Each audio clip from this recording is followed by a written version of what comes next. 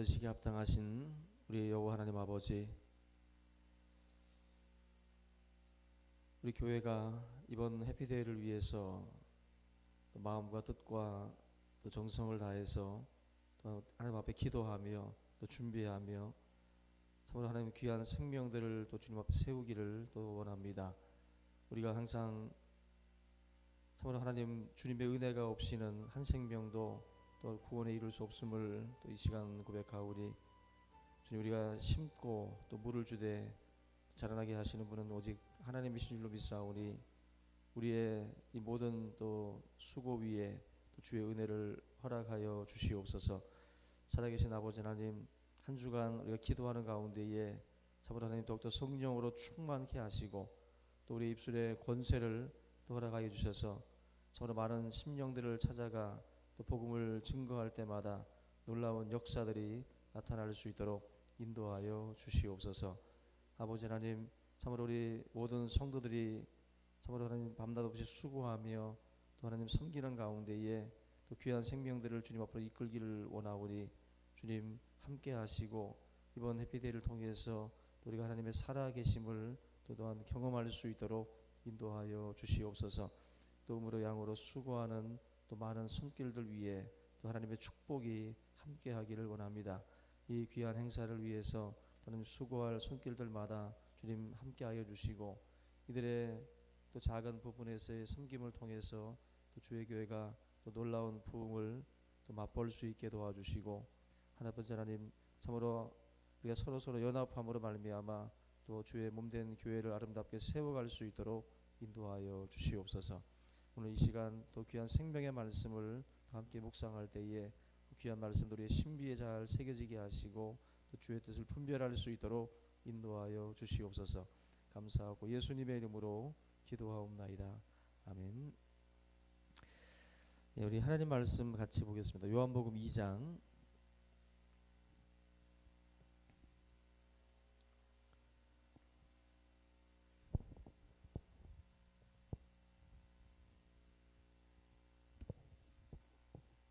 요한복음 2장 1절부터 11절 교독하겠습니다. 요한복음 2장 1절에서 11절입니다. 사흘째 되던 날 갈릴리 가나에 혼례가 있어 예수의 어머니도 거기 계시고 포도주가 떨어진지라 예수의 어머니가 예수에게 이르되 저들에게 포도주가 없다 하니,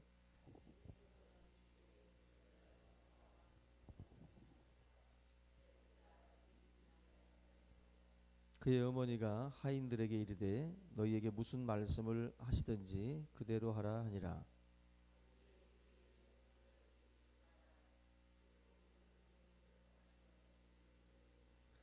예수께서 그들에게 이르시되 항아리에 물을 채우라 하신즉 아귀까지 채우니,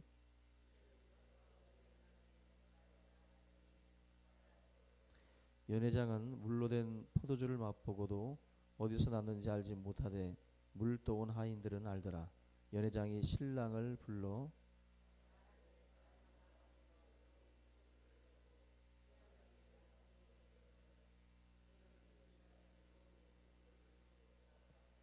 다 같이 예수께서 이 표적을 갈릴리 가나에서 행하여 그의 영광을 나타내심에 제자들이 그를 믿으니라. 아멘. 네, 할렐루야. 우리 이제 한 주간 오늘 특별히 이 기적에 대한 말씀들을 좀 같이 좀 살펴보려고 하는데, 오늘 먼저 예수님의 기적들 가운데 첫 번째 기적인 이 가나 혼인잔치의 기적을 좀 같이 다루겠습니다. 그 2008년, 그러니까 10년 전이죠. 2008년 베이징 올림픽이 있었는데, 그 베이징 올림픽 개막식 때 아마 굉장히 웃지 못할 광경이 펼쳐졌어요. 당시에 가나 선수들이 입장을 했는데 MBC에서 그 방송을 하면서 자막에 뭐라고 나가냐면은 예수님께서 최초로 기적을 행한 것이라고 나왔어요. 예수님께서 최초로 기적을 행하신 것. 지금 웃지 않는 거 보니까 뭐가 틀리나 이렇게 또 생각하는 분들도 있습니다. 예수님이 최초로 기적을 행하신 곳이 가나긴 한데 그 가나는 이제 갈릴리 지역의 가나인데 그날 등장하는 선수들은 아프리카 가나거든요. 근데 MBC에서 그 방송 실수를 한 거죠. 정말 있을 수 없는 방송 관계자 중에 예수 믿는 사람들이 없었던 것 같아요. 대충 주워 들었다가 가나가 그 가나인 줄 알고 이제 이걸 쓴 거죠. 근데 첫 번째 예수님이 기적을 행했던 이 가나와 아프리카 가나를 여러분들은 혼돈하시면 안 됩니다. 근데 당시에 이 큰 실수죠. 어떻게 보면 방송사의 어떤 그 방송사의 무식을 폭로하는 그런 그 상황이었습니다. 근데 이 가나는 바로 예수님이 주로 활동했던 지역이기도 하고 또 가장 유명한 이 포도주 가나 혼인잔치 포도주 사건 때문에 굉장히 유명해진 그런 그 지역인데요. 예수님께서 이 가나 혼인잔치에 초대를 받고 이 장소로다가 가게 됩니다. 근데 재미난 거는 이 혼인잔치의 주인공은 신랑과 신부인데 신랑과 신부의 이름이 없어요. 그죠? 신랑과 신부의 이름이 없다는 것은 그만큼 지금 이 결혼식 자체에 대해서는 특별히 어떤 그 중요성이 없는 거예요. 결혼식 자체. 이 결혼식 속에서 누구의 결혼이냐 이게 중요한 게 아니라 이 결혼식이라고 하는 이 공간에서 예수님이 행하셨던 어떤 그 사건이 우리에게 주는 의미가 있기 때문에 이 결혼식에 대해서 기록을 해놨다라고 생각이 됩니다.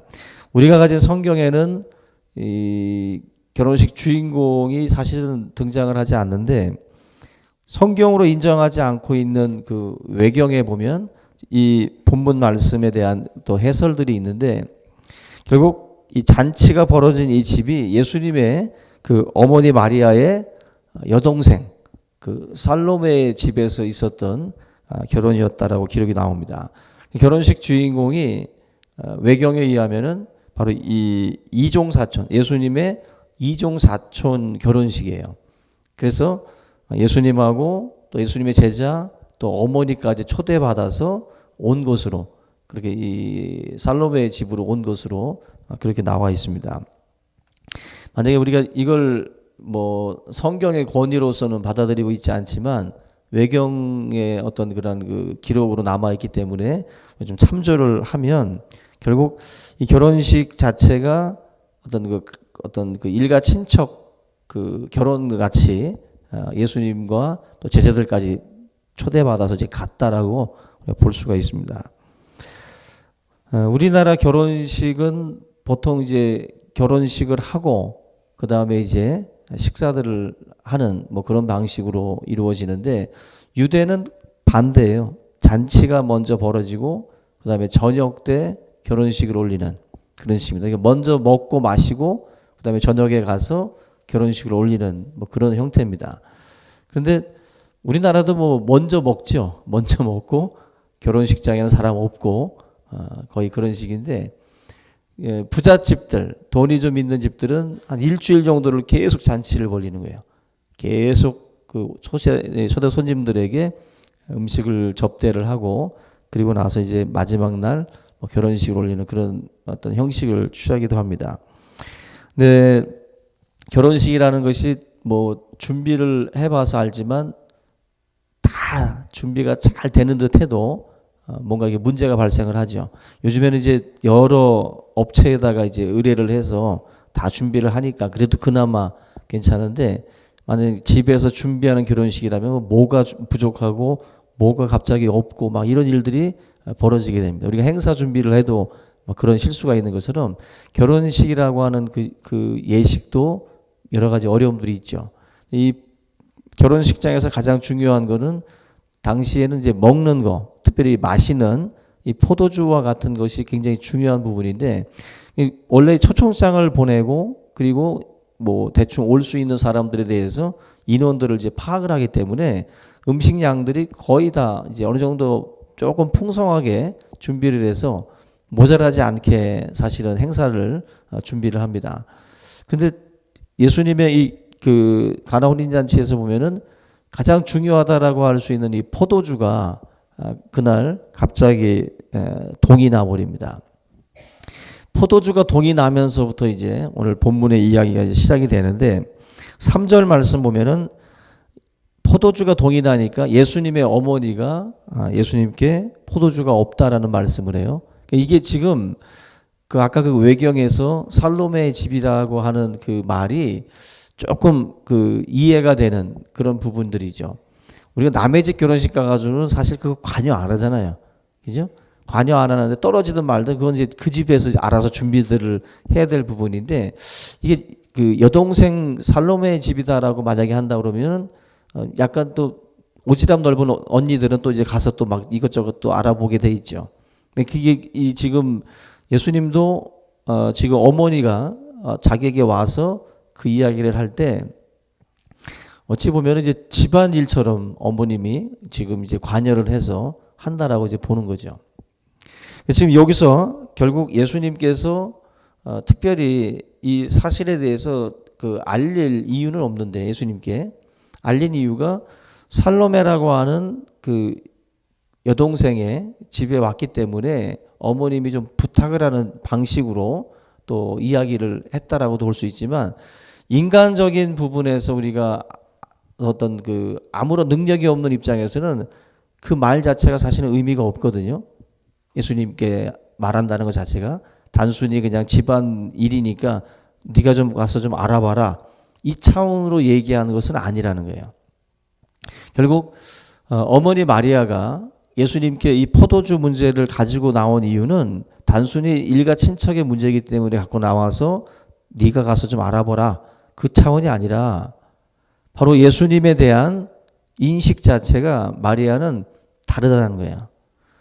마리아가 처음에 예수님을 잉태할 때부터 시작을 해서 예수님이라는 존재 자체는 마리아에게 기적이었고 또 하나님께서 하신 말씀들이 마리아의 머릿속에 아주 깊이 남아 있어요.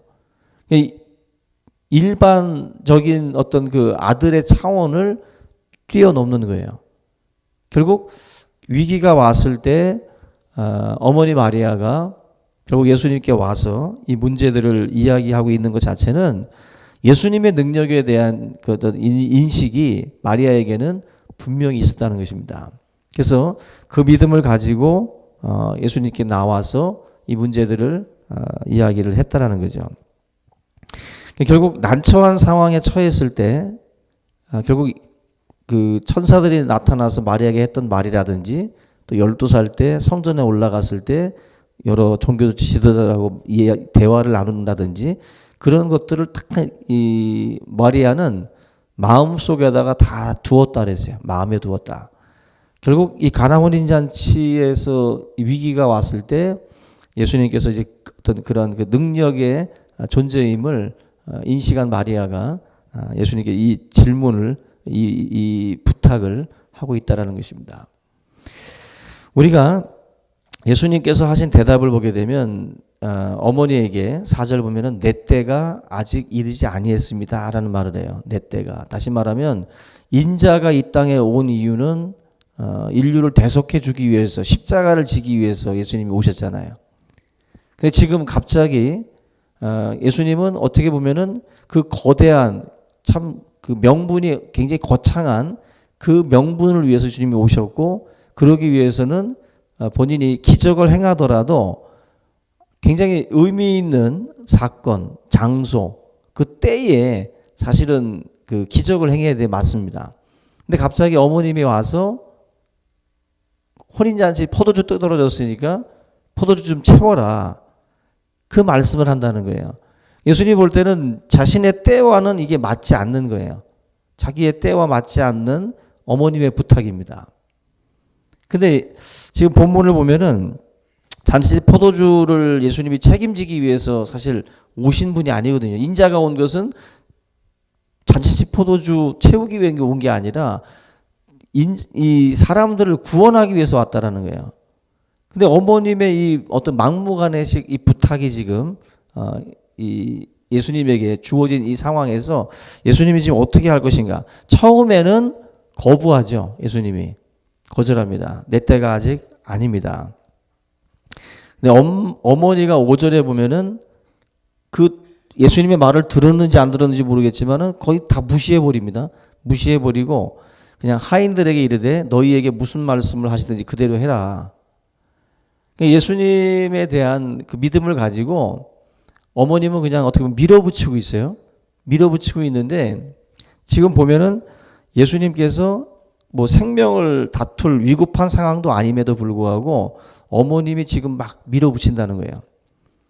근데 놀라운 건 예수님께서 이 막무가내 식으로 지금 엄마가 이렇게 지금 막 하고 있는데도 불구하고 그리고 자기의 때가 아닌데도 예수님께서 어떻게 보면은 그 어머니의 그 권위를 인정해줘요. 어머님이라고 하는 존재의 권위를 인정해요. 그리고 존중하고 그리고 그 어머님의 그 부탁을 예수님께서 때가 아닌데 받아들여요. 이건 굉장히 놀라운 겁니다. 예수님의 사역을 여러분들 가만히 보시면 때가 참에 그죠? 때가 참에 이 땅에 오셨다 그랬어요. 그리고 내 때가 아니다라는 이 말씀들 그죠? 주님이 제자들에게 했던 말들도 보면 다 내 때가 아니다 해서 때에 따라서 딱딱 그 시간에 움직이셔요. 다. 근데 성경에서 유일하게 때가 아닌데 움직인 사건이 가나온 잔치예요. 이걸 우리가 어떻게 받아들여야 될까 보면은 어머님이라고 하는 이 존재에 대해서 굉장히 그 예수님께서 중요하게 여기는 거예요. 중요하게.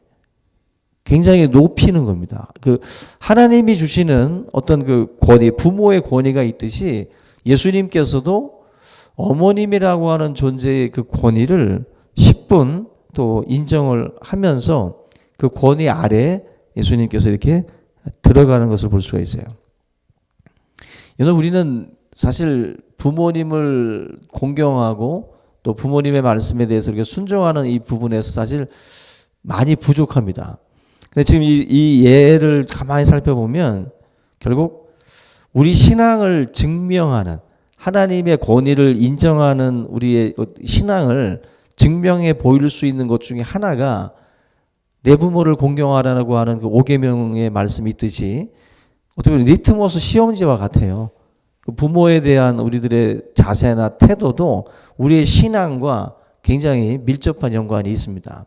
그런 점에서 먼저는 이 가나혼인 잔치에서 우리가 그 기적이라는 부분을 다루기 전에 그 어머님의 그 권위 아래 내 때가 아님에도 불구하고 그 기적을 베푸시는 예수님의 어떤 그런 그 모습들을 좀 우리가 좀 배울 필요가 있습니다. 내 때. 우리가 일반적으로도 자식들이 엄마 나 시간 없어라는 말들이 뭐예요? 나는 내 때와 내 사건이 있는 거잖아요.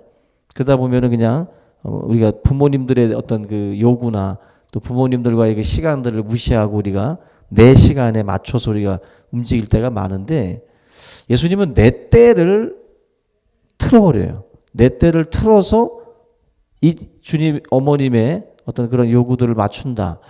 어버이날이 지나갔지만 저는 이 가나혼인 잔치의 기적 속에서 이런 부분들을 좀 우리가 어머님을 위해서 아버님을 위해서 내 때를 좀 포기도 하고 또 우리가 그 시간을 또 우리가 또 희생해서라도 어머님의 어떤 그런 그 권위를 또 세워주는 또 어떤 그 마음을 또 편안하게 해주는 어떤 그런 것도 우리에게 있어서는 중요한 신앙이다 생각이 됩니다.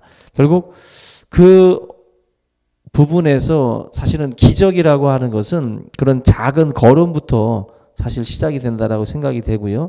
오늘 이 말씀을 다시 한번 우리가 좀 보면서 오늘 또 가정의 달이기도 하고 우리가 특별히 어머님, 아버님에 대한 어떤 그런 존중 또 우리 교회 어르신들에 대한 공경 이런 것도 다시 한번 생각해보는 그런 귀한 새벽이 될 수 있기를 주님의 이름으로 축원합니다. 우리 다 같이 오늘 이 말씀 함께 붙들고 우리 통성으로 우리 기도하겠습니다. 우리 주기도문 하시고 기도합니다.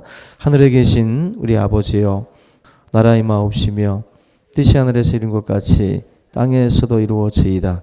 오늘날 우리에게 일용할 양식을 주옵시고 우리가 우리에게 죄 지은 자를 사하여 준 것 같이 우리의 죄를 사하여 주옵시고 우리를 시험에 들게 하지 마옵시고 다만 악에서 구하옵소서. 대개 나라와 권세와 영광의 아버지께 영원히 있사옵나이다. 아멘.